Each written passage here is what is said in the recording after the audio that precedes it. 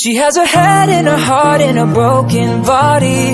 Never wrong, but she always says sorry. Takes the pain and throws away her pride.